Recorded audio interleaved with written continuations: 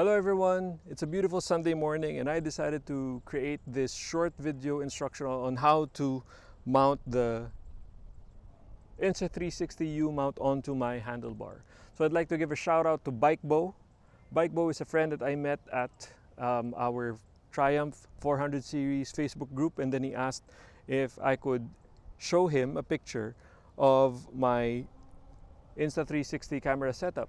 So what I'd like to do is I would see his request for a picture for the setup, and instead I will raise him a video instead. So here it is. Shout out to you, Bikebo. So here goes. I'm using two cameras now, one with my phone and then the other one with my insta360. So during the editing process, you will see how good it can look like if you have multiple angles, just so that you'd see how it captures fantastic photos and fantastic video shots while you're riding your motorcycle. So when you have this kind of setup, you have a U mount right here. This is Insta360's own design. This is the U mount that holds this telescopic camera holder, right? So if you own an Insta360, you'll know that this is a must that you should have. Obviously, if you are riding in busy traffic, you cannot ride like this, right? You cannot use a bar that's this long because it will really be a distraction. It would cause a lot of accidents, potential accidents. But you have to have an Insta360 camera mount telescopic holder just like this, okay? And then after that, you will notice also that I attached it onto this contraption right here.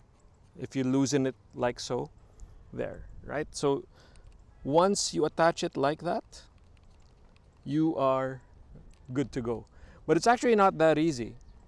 Once you tighten it like this, to set it up actually takes a lot of brain power and effort. Okay, so not really. I will show you why. So let me get my camera and then tell you what I mean. So this is the U mount that I was talking about earlier. You will see that this bar right here is actually formed like a letter U. That's why it's called the U mount, right? So this whole contraption right here will probably set you back around 2,000 pesos. Okay, and then this goes all the way to the other side right here. And then it comes with a rubber spacer right there, just so that it doesn't damage the handlebar and the paint job. Right? Once you get to do that, you then tighten the screws right here. Don't forget to include the washer. So if you will notice from this angle, I already tightened this so many times. That's why the paint already starts to chip off. But you have to make sure that it's really bolted on tightly. Why is that?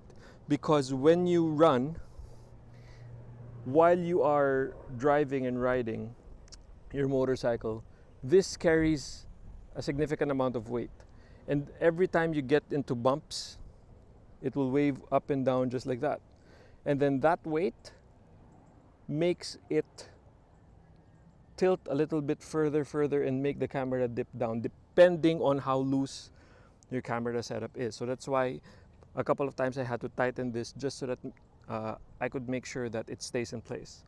Aside from that, also you will see that this one is already attached to this, right? So this is the one that gives you all of those angles. It allows you to make a lot of articulation with, depending on where you want your camera to face and what angle you want it to be at. But at the beginning, when I screwed on this particular angle, when I screwed on this particular contraption right here, it was loose. It didn't want to stay put. So it didn't give you that confidence that it would capture the videos in a sturdy and steady manner. So it turns out you have to use the Allen wrench that comes with it, right? So I told you it required a lot of brain power. So once you screw on this contraption right here, you then tilt it. Don't make sure that it's not, so you have to unfasten it by loosening this particular knob, and then after that you tighten it using this Allen wrench that comes with the kit. Okay, and there you have it. Once that's done, you're already good to go. You already attached your Insta360 U-mount onto your handlebar, and then after that you attach the angle contraption that allows you to change the direction or the angle of your camera depending on the shot or the kind of quality, or depending on the angle that you want your camera to face, and depending on the angle that you want to capture. Make sure that you tighten it using the Allen wrench that comes with it. And then after that, you then attach the telescopic Insta360 handlebar. So if you want it to be really intimate, especially if you have a microphone setup inside your helmet, and then you want to talk to your viewers, then it would be nice if you're riding this way, this close to the camera, and then they could see that you're talking to them just like this. But if you're focused on making sure your viewers capture the surrounding area of where you're going, and then you also want that effect where you have a drone going ahead of you just a few feet or inches ahead of you, then you can angle it like so, right? So that's a good, still safe angle that you could use while you're riding. See that? While I'm doing this, the camera is already wobbly. So the good thing, the Insta360 has good stabilization already built into it, so it won't be as strenuous to watch for your viewers once you upload it, right?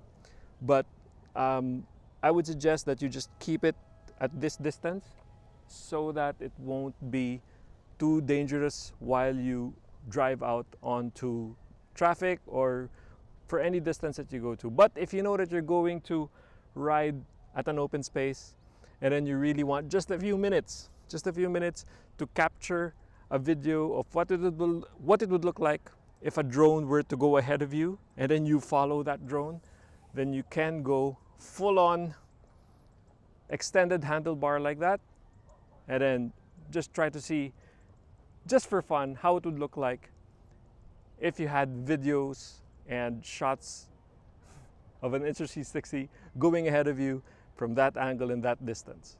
Okay?